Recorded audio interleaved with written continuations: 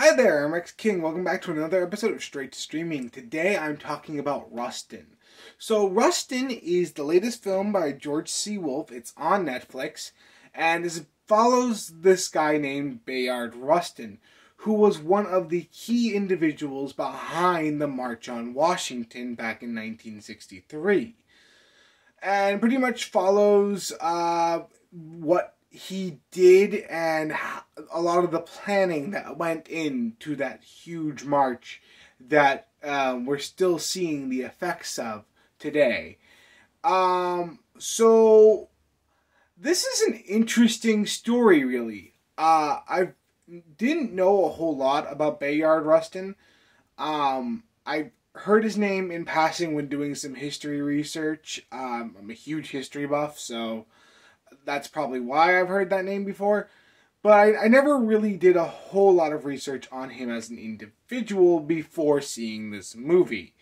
So I can't say how accurate it is to his life. I will say it is interesting to really see how integral this person was to the March on Washington, and how, like, history has basically completely almost forgotten his existence just because he was gay. And that rubbed a lot of people the wrong way. So it's very interesting to see how integral this person was to history. Without him, the March on Washington probably wouldn't have been as successful as it was. Another interesting thing is to see how much planning really went into the March on Washington. We know of the after effects of the march, but we never really talk about how much details had to be really thought about, how had to be planned in order for that march to be a success.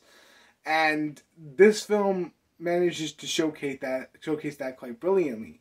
Now, there are some times where I feel like the pacing's a little off, but honestly, it's really a minor complaint, and it only felt like that like once or twice, I think, where I felt like the film was slowing down a little unnecessarily. Also, the march itself, there's a lot of build-up for it, but we really don't get to see a whole lot of it. It's really kind of an afterthought, and to be fair, that's probably because this film is focusing on Rustin, who had a lot to do with making the march, not a lot to do with the after effects of the march, which is fine, I guess. I just wish we could have seen a little bit more of that with as much build-up as we had gotten for it. Then we have the characters, and I feel like they're all written really well here.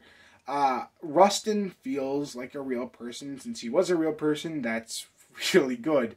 The side characters, people, we don't get as much with them, but this is all about Rustin here. So I kind of get why the film focuses solely on writing him as a believable person and kind of lets other characters fall by the wayside. That being said, the performances here are amazing. Not just Colin Domingo as Rustin, who is absolutely spectacular as our lead, but we have a lot of great actors doing a lot of great work in this film, and considering the people that they are playing, it is integral that they get these characters right, and they manage to do it really well.